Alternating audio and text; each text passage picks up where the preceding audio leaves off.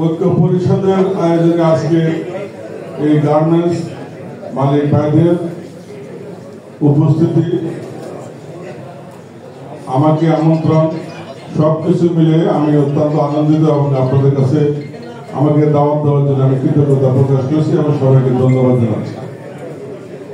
আমার সামনে যারা যে সমস্ত মালিক ভাইয়ের উপস্থিত আছেন, যাদেরকে আমি চিনি তার 95% কিন্তু সম্মিলিত পরিষদের, আর যাদেরকে চিনি না কারণ 2012 সাল থেকে আমি এই সম্মিলিত পরিষদ থেকে কিন্তু দূরে আছি। শুধু নির্বাচনকালীন সময়ে আমি সম্মিলিত পরিষদে আসি 2012 সালের পরে, কারণ 2012 সালে হাইয়েস্ট ভোট পেয়ে যেহেতু সম্মিলিত পরিষদে সম্মান পাই নাই, সেজন্য আমি একটু পিছিয়ে আছি। কিন্তু সম্মিলিত পরিষদ কিন্তু ছাড়ি নাই। 1993-তে এই সম্মিলিত পরিষদের প্রতিষ্ঠা লগ্ন থেকে অদ্যাবধি আমি আছি। যাই হোক, আপনাদের বক্তব্যে আপনারা অনেকেই বলেছেন যে সম্মিলিত পরিষদ আর এবার মিটিং হলো ঐক্য পরিষদে, আপনি সম্মিলিত পরিষদ কেন বলেন? তার মানে হলো আপনি সম্মিলিত পরিষদে আছেন, ছিলেন এবং আপনি থাকবেন। দীর্ঘদিন আপনি সম্মিলিত পরিষদ লালন পালন করে আসছেন। আমি আপনাদেরকে সুস্পষ্ট ভাষায় বলতে চাই, আমি সম্মিলিত পরিষদের দায়িত্বে আসছি বেশি দিন কিন্তু হয় নাই, 2 মাস। কেন আসছি?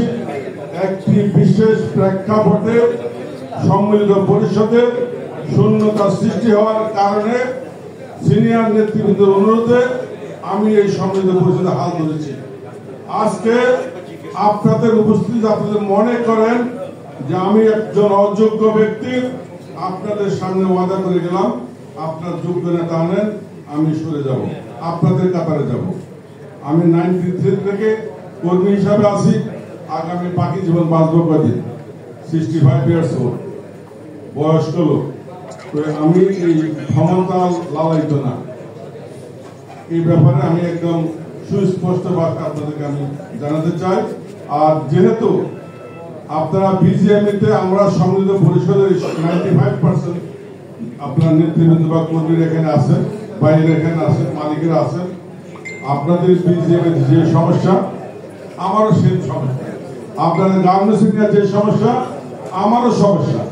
এই 2021 সালে আমার চালাবনের ফ্যাক্টরি, যেটা চৈতি নামে পরিচিত, সেই চৈতি বাস স্ট্যান্ড, টেম্পো স্ট্যান্ড, এখানে আমি 1996 সালে এখানে আমি রামপুরা থেকে শিফট করি।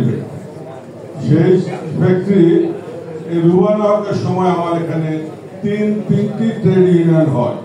2021 সালে, না 20 সালে থেকে শুরু হয়, 22 সালে আমি আসা এই রুবানা হওয়ার সময় আমি এই যে আপনার বললেন ওয়ার্কিং রুম করতে করতে উনি আমাকে মন্ত্রণালয়, এটা সেটা, পুলিশ, দুনিয়া দান্দাবাজি দেখাইয়া আমার কোনো কাজের কাজ কিছুই হলো না।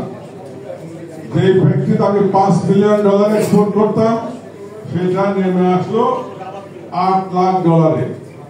এই $8 লাখ আমার ফ্যাক্টরি খরচ হয় না। তারপরে আবার আমাদের সম্মিলিত পরিষদ ক্ষমতা আসলেন, আসার পরে আমি আবার দৌড়ানো শুরু করলাম। কাজ তো হয় না ভাই, নিয়ে যায় রাতের অন্ধকার করে স্বরাষ্ট্রমন্ত্রীর বাসায়, আইজিপির বাসায়, ডিজিএফ এর বাসায়, অমুক বাসায়, কিন্তু কাজের কাজ কিছু হয় না, ফ্যাক্টরি চলে না। সকালবেলা টেলিফোন বাজতে বুঝি স্যার চলে না, তো কি স্যার পিএম অনেক ঝামেলা, এগুলা অনেক পুরানো ঘটনা। একজন ছোট্ট পুলিশ অফিসারের কথা, ছোট, উনি আমার উত্তরে ডিসি ছিলেন, আমার বলে ভাই আপনি কি ঘুমাইতে পারেন? আমি না ভাই, তো আপনার যন্ত্রণা আমি ঘুমাইতে পারি না, আমার পুলিশও ঘুমাইতে পারে না। ফ্যাক্টরি কার আমার কথা বন্ধ করবেন না, চালাবেন, চালালে ঠিক মতো চালাবেন। ওই আমি তো পারতেছি না, আমার বিজেপি আমাকে ঘুরাচ্ছে, আমার দল আমাকে ঘুরাচ্ছে, আমি পারতেছি না। ফ্যাক্টরিকে আপনি করছেন না বিজেপি করে দিচ্ছি? আমি করছি। ফ্যাক্টরিকে বেতন আপনি দেন না বিজেপি দেন? আমি দিই। ফ্যাক্টরি বন্ধ আপনি করবেন। আমি সে ভাই আপনি আমার সাথে থাকবেন, আমি আসি, আপনার সাথে থাকেন, আমি সাথে থাকি।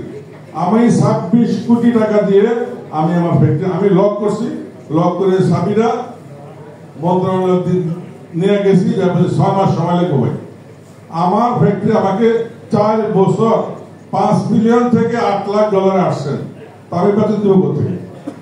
ব্যাংক টাকা দেন। তো যাই হোক, এই সমস্ত করে কিন্তু আমি এটা এই জন্য বলছি যে বিজিএমই আমাদের ব্যবসায়ী সংগঠন। বিজিএমই আমার ব্যবসা কিন্তু পরিচালনা করবে না, আপনার ব্যবসা পরিচালনা করবে না। হ্যাঁ, আপনার বিপদে আপদে আমার সংগঠন বিজিএমই আমাদের পাশে ছিল, আছে এবং আগামী দিনেও থাকবে। আপনাদের দোয়া, যদি আপনারা মনে করেন যে সমৃদ্ধ পরিষদে এই নাম ঐক্য পরিষদ আর আমরা আছি সমৃদ্ধ পরিষদ, আপনারা কিন্তু পরিষদ কিন্তু ফেলে দিতে পারেন না। ঐক্যের ডাক কিন্তু আপনার আছে, এটা সুস্পষ্ট। আমাদেরও দরজা খোলা আছে, আপনারা আমাদেরকে আহ্বান জানাচ্ছেন। রাজনীতির শেষ কথা বলতে কিছু নাই। 5ই আগস্টের পরে এই দেশে 7.5 বছর পর্যন্ত নির্বাচন হয় নাই। যদি গণতান্ত্রিক প্রক্রিয়া নির্বাচনের জন্য ঐক্য পরিষদ করে থাকেন, আমি স্বাগত জানাই আপনাদেরকে। আমি সমৃদ্ধ পরিষদ থেকে নির্বাচন করব, আপনারা ঐক্য পরিষদ থেকে করেন। আপনারা আসলে সমৃদ্ধ পরিষদ, আমি আসলে সমৃদ্ধ পরিষদ।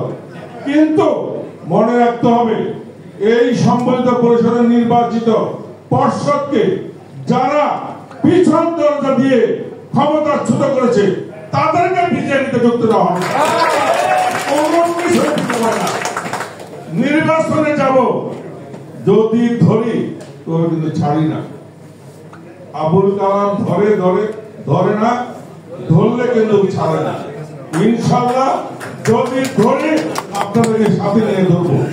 এবং বিজিএমই, আপনাদের বিজিএমই একজন ভোটার, একজন মালিক যদি 10টা ভোটের মালিক হয়, তাহলে ভাই বোঝানো কিন্তু অনেক কষ্ট। এটা অনেক বড় পণ্ডিত, বড় মালিক হাতে। কিন্তু এখানে যারা আছেন 200 থেকে 250 মালিক হবেন, এরা 1 ভোট 2 ভোট 3 ভোট, এরা সবাই যদি একত্রিত হয়, তাহলে ওই বড় মালিকদের কিন্তু খবর আছে না? তাহলে এদেরকে যদি আদর যত্ন করে বোঝানো যায়, এদেরকে ক্যাশ করাই দিই। ওরা কি চায়? সম্মান। আমার সম্মান তো, আমার বিজিএমএ কে আমার যতটুকু অধিকার, আপনার 10 ভোটের মালিক, আপনারা সমান অধিকার। বিজিএমএ তো ভোট দিয়ে আপনারা প্রেসিডেন্ট বানান, আপনারা ভাইস প্রেসিডেন্ট বানান। তাহলে বিজিএমএ প্রেসিডেন্টের রুম, বিপির রুম কেন বন্ধ থাকবো? লাত্তি মেরে ভাঙা হবে, অধিকার আদায় করা হবে। এই বিজিএমএ সাধারণ মালিকের কোন একক, তার কোন ব্যক্তিগত ব্যবসার জন্য এই ভবন তৈরি করা হয়নি। আমি আপনাদেরকে সুস্পষ্ট ভাষায় বলতে চাই, আল্লাহ পাক যদি আপনাকে দোয়ায় আমাকে যদি সে তৌফিক দেয়, আমি বিজিএমএর দরজা 24 ঘন্টা সাধারণ মালিকদের জন্য আমি খোলা করি। যে সমস্ত দুর্নীতি আপনারা শিকার হচ্ছেন, আমিও শিকার। আমি কিন্তু জানি কোথায় কত টাকা দিতে হয়। প্রথম সপ্তাহে কিন্তু মারা হইব, ওই সাতটা কি মানে দুর্নীতি কত টাকা, ইউটিতে কোথায় টাকা যায়, শুধু আপনার থেকে যা তা না, আমার থেকেও যায়, আরো কোথায় কোথায় যায়, সব জানা আছে।